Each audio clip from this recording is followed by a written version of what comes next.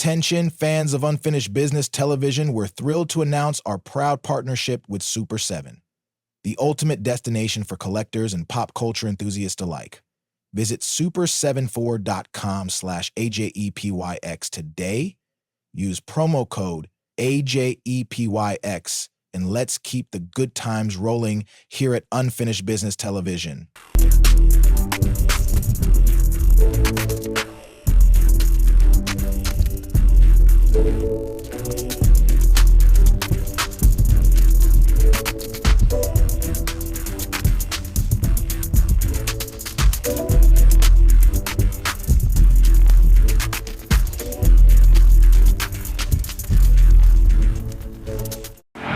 The director of Sleeping with the Enemy. Dad, you've got to come back here. What's wrong? It's Henry. He's been doing things, terrible things. Targeting. He's really evil.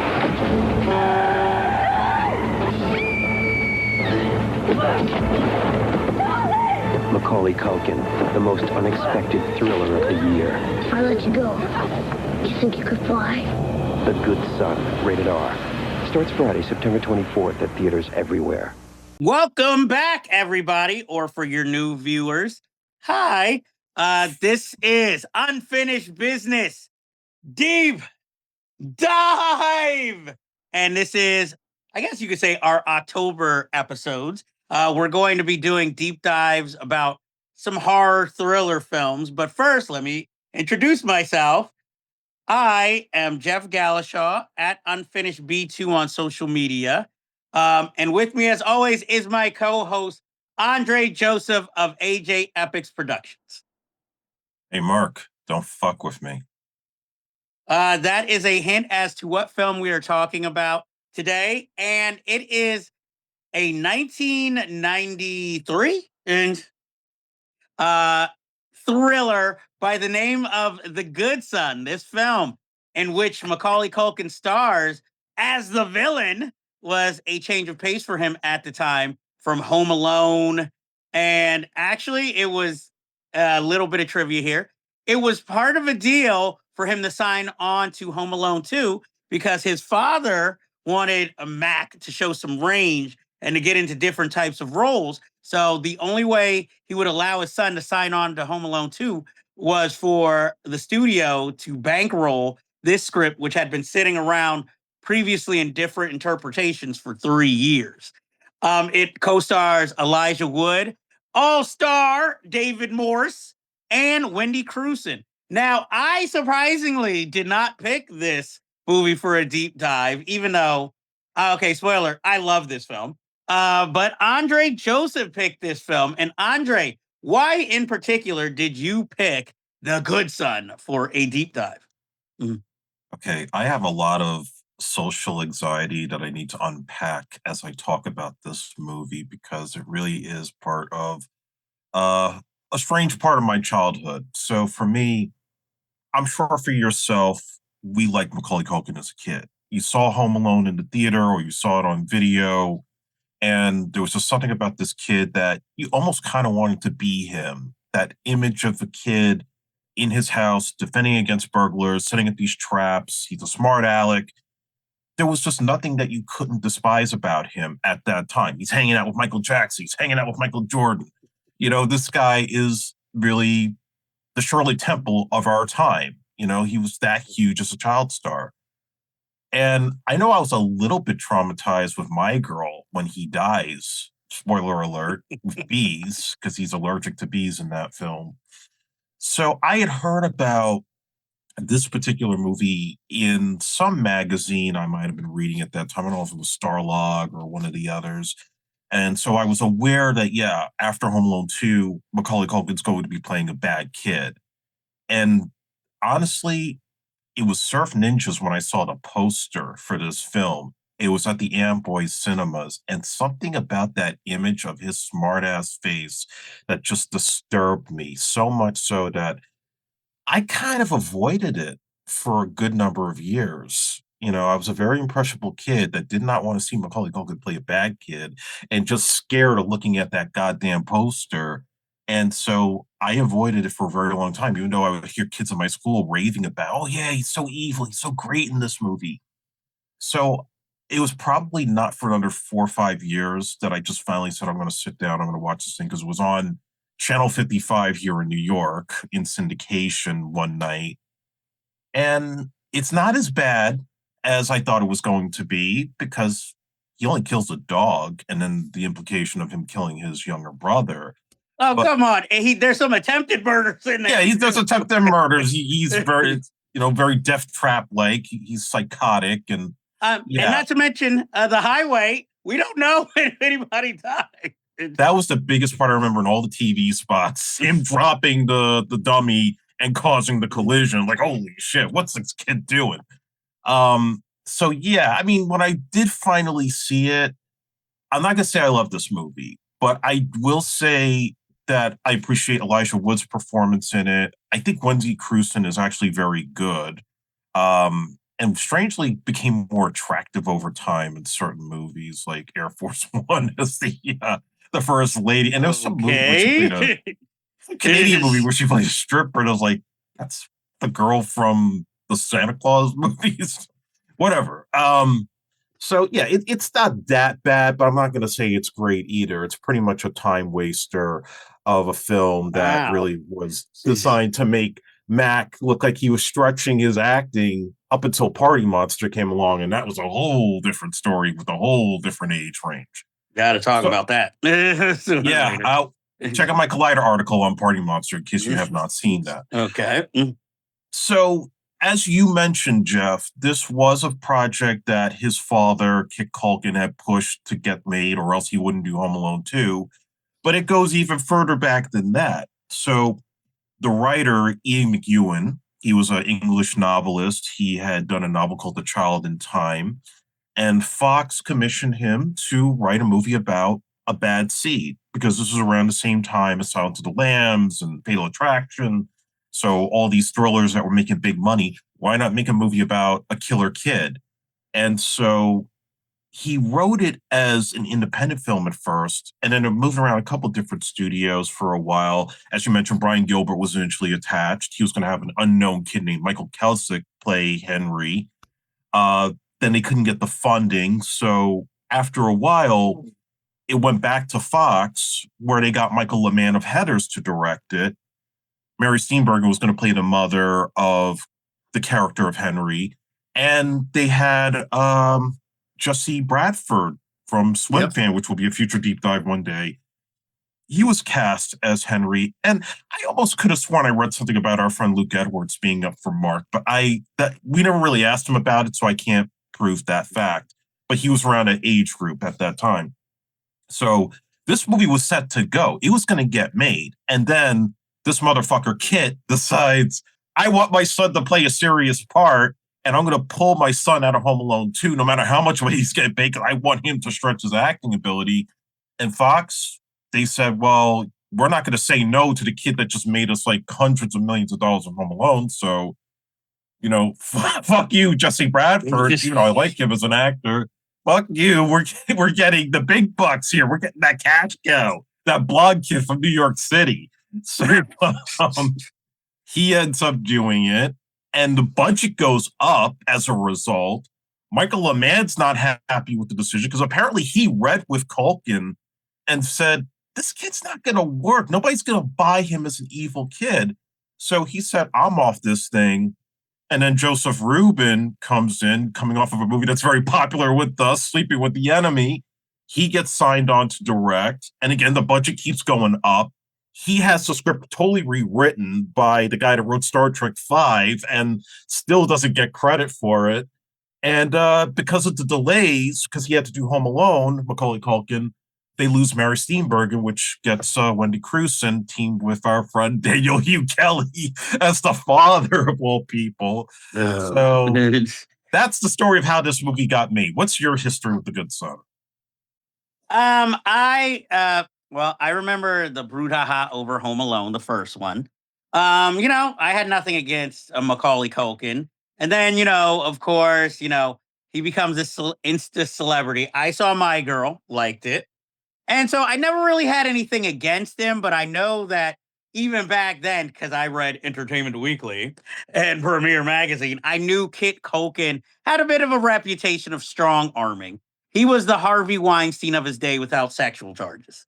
Like how he always Mhm. had to have his way and using his son as leverage. And Um, forcing his daughters to be in this movie, and Rory is a baby. Yep, because I remember his little sister plays his little sister in Mhm. this film, traumatizing, attempted murder in the film. But I remember like the poster coming out, and like you said, I know there's two posters. Yes. The one that's the most popular, which is, hey, this looks like Macaulay doing another comedy. Evil has many faces. Exactly. And it's like you're just expecting to hear wah wah as you look at the poster. And then there's the more effective second poster, which was never released really publicly. And that one was more, to the point. And Was that the one with the mask that he makes? no, it's like one where it shows like half his face and his eyes glowing and he looks more ghostly. So it makes it look a little more supernatural almost. Okay, yeah, because I remember there was artwork of him with the mask he has when we first see him, and then there's one you see in all the newspapers. He's hiding behind a tree, and then you see Mark and the family in the background, just like in a weird pose. That even would have been more to the point than the poster Yeah, they actually used. But I also remember this was when school was being postponed for whatever reason. I don't know if it was a right. teacher strike.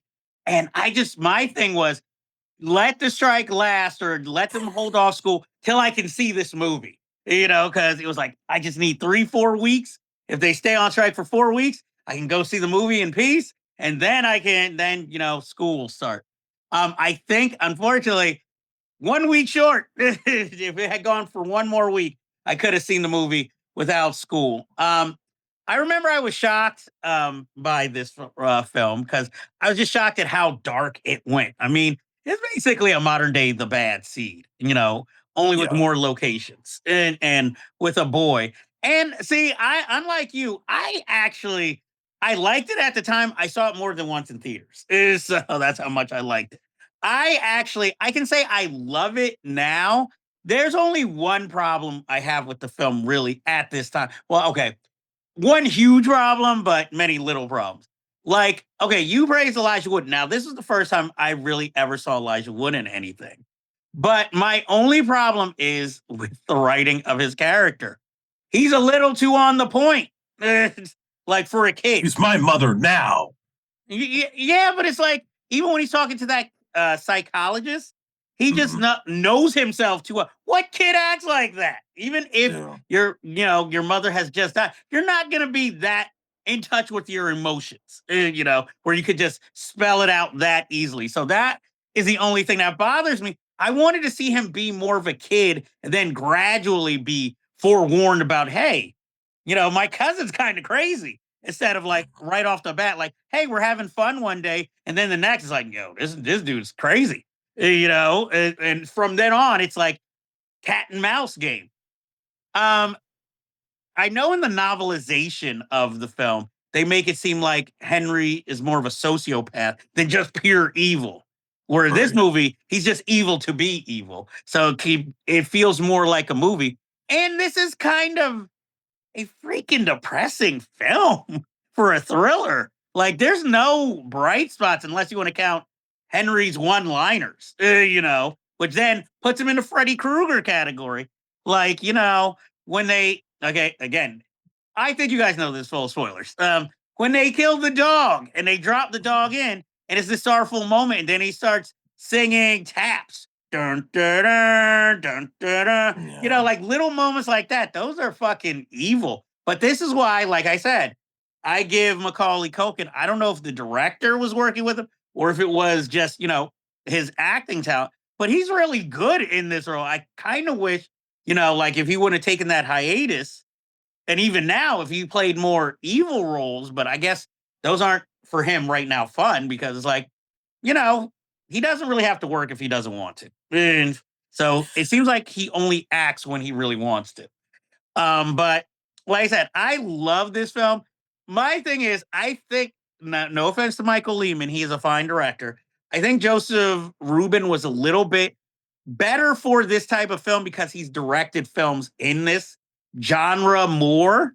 Like if we were going to switch, he shouldn't have made Money Train, and Michael Lehman should have made Money Train because Michael Lehman is known more for comedy. So that's why I'm like, because I remember he directed Money Train right after this, and it was just like, that's a weird fit. That is weird.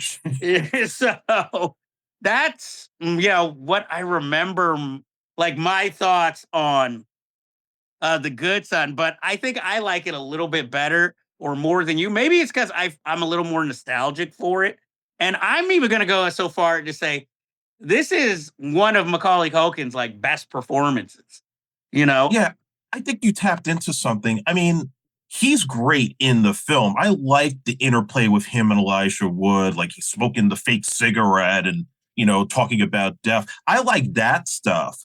I think for me, it kind of goes back to Ray Liotta and Unlawful Entry. Like, I'm kind of watching this thing and trying to say, I want to know more about why this kid is fucked up and why he's, killed his little brother and obsessed with, the hate for his sister and everything else that he's doing. And as you said, the novelization doesn't really give you any of that. They just say, well, he's just a sociopath. And so in other movies, like say Fatal Attraction, where they tell you, okay, Glenn Close was abused and sexually abused by her father and other things like that. I mean, I'm trying to look at this beautiful household in the middle of Maine, and you're looking at this couple. Now, granted, Wendy Crewson is still grieving over her baby kid. And then Daniel Kelly is just dry and like, oh, Mark's dad, you could be set for life if you go take that job in Japan. I mean, I would say if the script was a little bit smarter, I feel like he would be the guy that should have something a little bit off that would rub off on Mac and make him a little bit psychotic. And I think it would have gone a little bit deeper than just, oh, he's just a bad kid. Something, and even have a contrast with David Morse, who really doesn't have a whole lot to do given his talent and only in there for like 10 minutes. He's like, here, take my kid. I'm going. He's like, I'm going to go make my buddy hook up with some Japanese hookers. Exactly. He's like, hey, Sean Penn needs me on the crossing guard. See ya. Peace.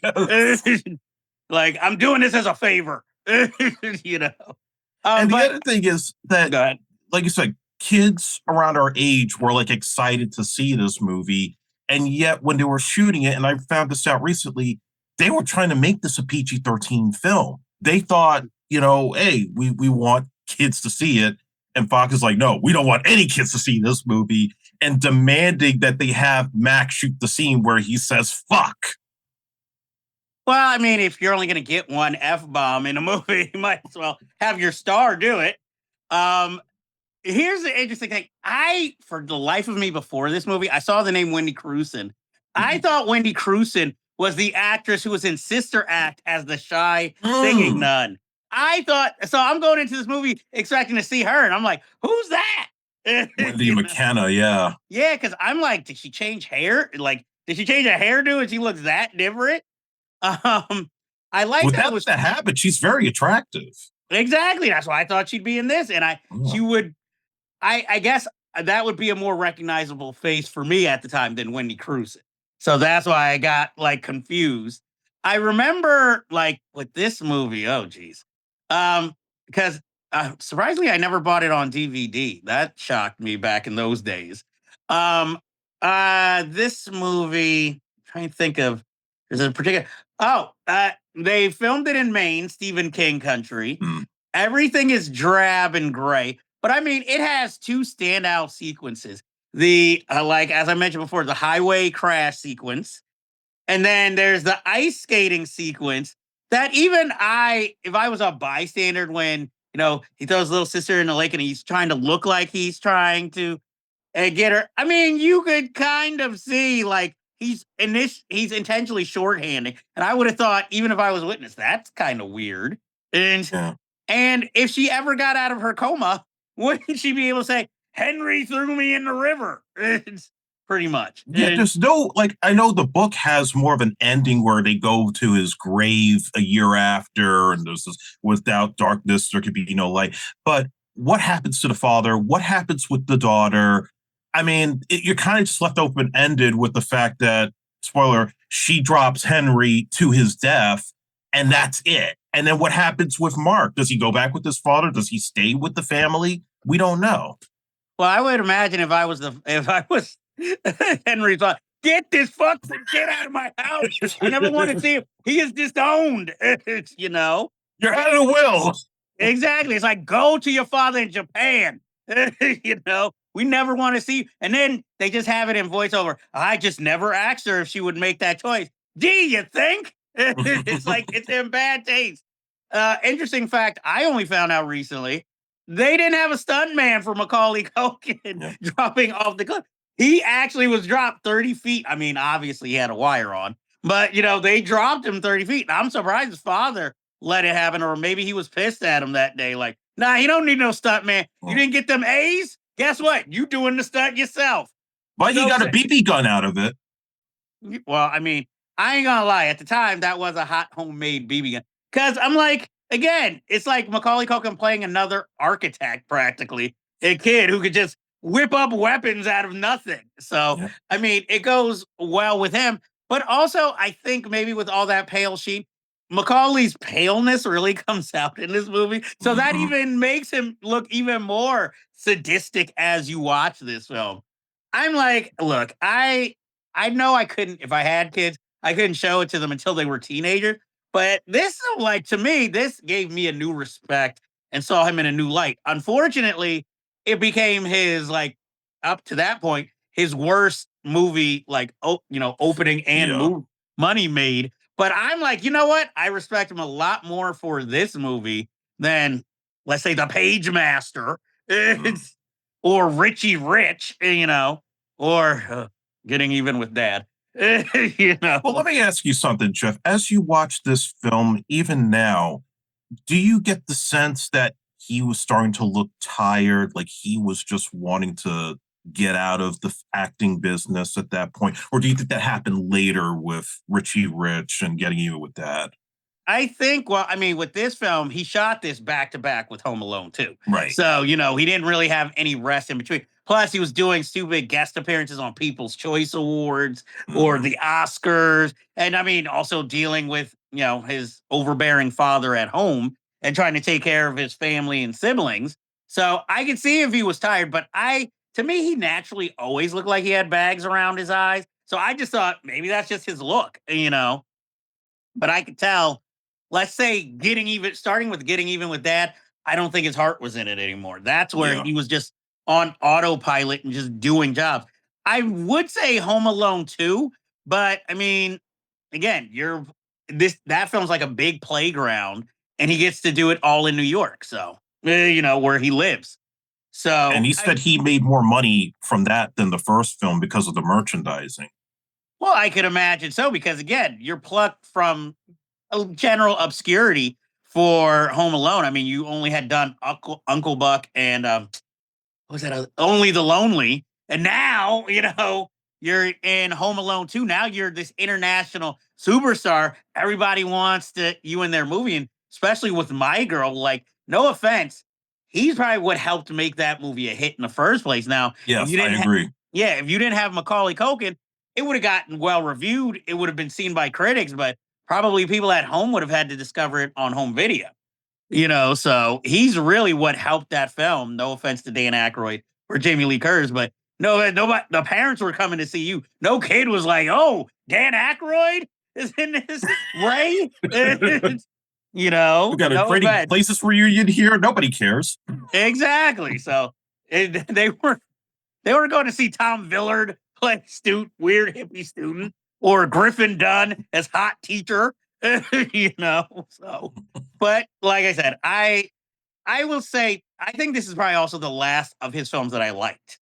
Because like I said, after this, everything became like more of a machine. So until like you said, until Party Monster came along, and then it was like, oh, okay, he's interesting again as an actor. And so, like I said, I think I enjoy this film more than you, but this was also probably maybe a little bit also the end of Joseph Rubin's like kind of Yeah. reign with studio films, because after this, Money Train, you know, like I'm just like, okay, yeah, that's a whole nother episode in of Mhm. itself. But like I said, I really enjoyed this. I still think it holds up. It's obviously dated. You'd be like, oh, this person didn't recognize this. This person didn't recognize this. And of course, for all you pet lovers, will hate the dog scene. But at least it wasn't gratuitous. Yeah, at least you didn't show the dog die. No, you just see, you hear the whimper, and then you see them dumping the body, but wrapped up. But hey, we live in a society where people will see the Good Boy trailer, a movie about a dog, a horror movie through a dog's point of view, and immediately want to know, does the dog die? So that's what I said. So a lot of people are very sensitive to animals or pets being harmed in film. So just a little warning out there. But like, I would say this is definitely a film you can watch, especially this Halloween season. Just know, like, it's fun, but depressing fun.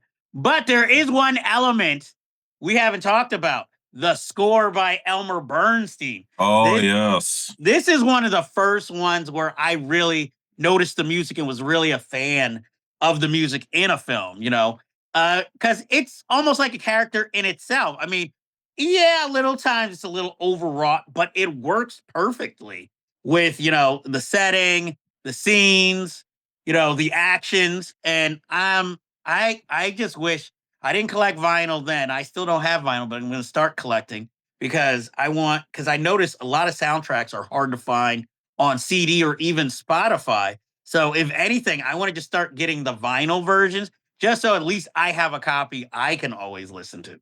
Mm. I like his cue when Elijah Wood's running to the ice skating ring because it kind of reminds me of the Alan Silvestri score from Predator, the way like the drums and the beats going as he's running through the trees. Well, I mean, I knew even back then, just from hearing it, I knew, okay, this is going to be one of those old school like studio Yeah. composers. This isn't like, oh, we just found some guy.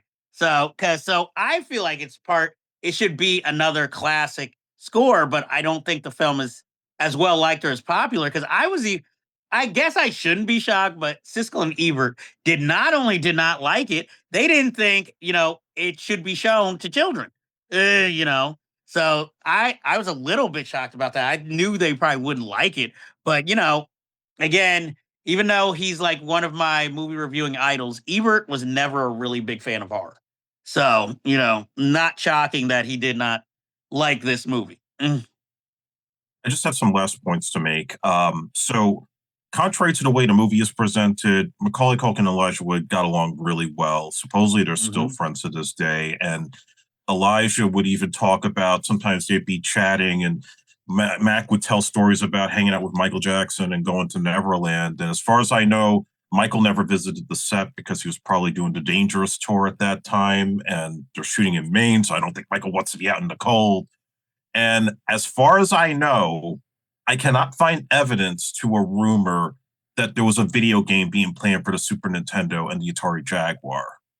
Yeah, I don't see this being video game worthy. But Max seemed to hint at the Jaguar thing when he appeared on the Angry Video Game Nerds episode on the Home Alone games. Okay. I mean, the only thing I could see since Mac has, his notorious friend is if a young Seth Green played a bully or rival at school in this movie, it would have been the ultimate. And I mean, keep in mind, there was almost a Radio Flyer video game for the Super Nintendo and the Genesis. was it just anything that they thought would appeal to kids? Let's make a video game out of it. Mm. Yeah, just a flying little wagon, but doesn't tell you the movie's about child abuse. Well, it's hard to do in like graphics, you know. It's like, oh, hear my tale of woe. They You hide the know, graphics. the whole thing would have been trying to get away from an abusive stepfather. That's the whole thing. And then somehow he's using all of his, I don't know, conviction to chase this kid. It would have been more like a Tom and Huck story where it's like, hey, get away on your radio flyer because you saw your abusive stepfather kill somebody and you're the only witness. So he must make sure he kills you. And, Yeah, I mean, like, how the fuck would you make a video game where the final boss is a 12-year-old child? That's like trying to do the Home Alone video games, and the bad guy at the end is not the wet bandits, but an evil tree, not in the film. Oh, wait, they did that in Home Alone 2, the video game. so he's going up against an evil tree. An evil tree with an evil laugh. Well, I guess he's the bad side of Christmas. The And the first one, you selfishness. fight a big ass rat in the basement. Did it look like a rat? No, it looked like a tiny little mouse. It should have been the freaking furnace he was afraid of. So then how the hell is he? So the next big boss is a tiny rat that you have to get over. And then they're like, hey, instead of the rat, let's make it a big tree. I think the Japanese saw a different movie. Maybe they were thinking spirits in these villains of the tree and the rat. Maybe that's Marv Ultimate, and then the rat is Harry Ultimate. You know, like they fell into some toxic waste, and then this is their version of the Toxic Avenger. What, you think I'm a rat? Would you think I'm a fucking rat? It would tie perfectly in with Joe Pesci's former roles. You might even, if for an extra 100,000, he might even have been willing to do the voice of the character. And yeah, they had Mac's voice in it. Why not get Pesci? Was he too expensive? yeah, and for Daniel Stern, you just got to buy him art supplies since he's a sculptor. Pretty much. He And, didn't taking anything back then. and he's like, hey, as long as you do not bring up the Wonder Years, I'm in. I'll be like, we can talk about City Slicker, sure. You know. I can't talk about Bushwhack though. I can never sit through that. Oh, I actually like Bushwhack. But I can also talk about your one Woody Allen movie you were in, playing a sculptor of all things. You know, we can't talk about those later, more adult roles he played though. And I mean, hey, my thing is just if you're trying to get rid of your Wonder Years thing, maybe you should go star in Little Monsters with, you know, the kid version of you now as your son. And you're a scary, angry father throughout Little Monsters. You know, I was like, maybe it's good that they're not with their father. He seems very angry all the time. So I'm like, even when they're like, hey, dad, we're in California, he still seems like more mad than relieved to hear from his sons. And again, we're getting off on another movie that's not this one. But anyway, like I said, I definitely highly recommend watching this film. I think it should be a Halloween classic. It could even be just a winter classic because just when you watch it, it appears on the screen so cold, you feel cold watching it. You know? So And I'll say one other thing. Okay. If he ever decides to watch this, Macaulay Culkin, come on the show. Even if you don't want to talk about your movies, just shoot the shit with us. It would be a lot of fun to do. Yes, we do that in a future episode with someone in particular. But yeah, like I said, I highly recommend it. I enjoyed it. It was like the last season Jordan played, you know, before he retired. To me, this is the last great like Macaulay Culkin movie / performance. You know, Yeah. after this, it just everything kind of went downhill as far as like the movie choices. We forgot about the Nutcracker. I think most people forgot about the Nutcracker because it's like, let's film the Nutcracker opera. Now let's just throw in Macaulay Culkin, you know, and some other little girl to co-star in it. And Kevin Kline to do a narration that Kit Culkin hated, then said, put it back in, and then, oh, we're not going to have him promote the movie because you would change our thing. Fuck you. Kevin Kline. Fuck you, Kit Culkin. Yeah, wherever he is. And Kevin Kline's like, I got paid. So that's how I would have taken it. Luckily, I've never watched the Nutcracker. I don't think I've ever watched Richie Rich through and through. And I watched it plenty of times on HBO. I've unfortunately seen Getting Even with Dad, which I don't know why the ponytails was such a big thing in this movie. Was Wendy McKenna in that one? No, that Glenn Headley was. Okay. I'm just confusing Wendy McKenna with everybody. I know the guy that played Cadbury and Richie Rich would play the English guy in Anaconda and befriended Ice Cube. Well, I take it he was English, so he was just like, hey, any English role that's Butler-like, call me. I think he lent his voice in the West Side Connection album. Why not? Maybe he bonded with Cube on the set, you know? Well, motherfucking wide. Hey, Anaconda was way better than freaking Richie Rich. I can at least say that. Page Master. I mean, it's mostly an animated film. Didn't they make that into a cartoon series too? Oh, they made a video game. It was terrible. Oh, okay. Because I'm just like, I think they wanted to. It was a Turner production, but it was no Captain Planet. Captain Planet was serious back then. People died on that shit. I'm just like that. I just always thought that was such a joke. Neil Patrick Harris has AIDS in it, and the kid that has the drug problem dies of an overdose. Damn. See, I'm watching the wrong episode. I just remember like Whoopi Goldberg doing voiceovers for it. And Meg Ryan has a voice in there with James Coburn and the company, and Jeff Goldblum. Now, was this more for environmentalists, or do you think they just did it because they had kids and wanted to like be in something that kids could watch? And it was both. And Turner was a big environmentalist, so it's like, hey, let's make an environmentalist superhero. I bought the toys. I thought it was cool back then. Never got into it. I just thought, why the fuck did we go to from the good son to Captain Planet? It's the Page Master. It's a link.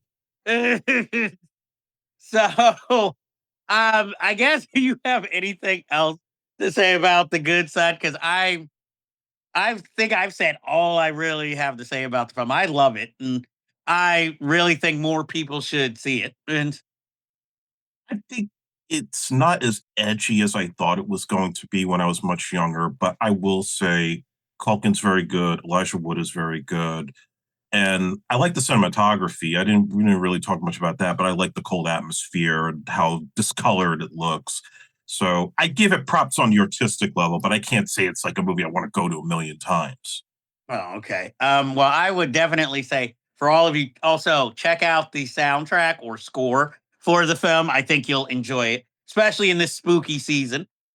So that is our deep dive of The Good Son. And again, if Macaulay Culkin, you just happen to see this, if you ever want to chat, just shoot the shit. We're here. If you want to talk about movies, we can do that too. If you want to talk about pasta, we can talk about that too. And you and Andre can talk about wrestling and video games. I'll just we always talk about wrestling, dude. Yeah, I will just nod in the background. Like, if it isn't 90s or 80s, I don't know the wrestling too much. So that will do it for our episode on The Good Son. And until next time, everybody, be cool or be excellent to each other. If you like this review, please be sure to like and hit subscribe to be alerted to new episodes in the future.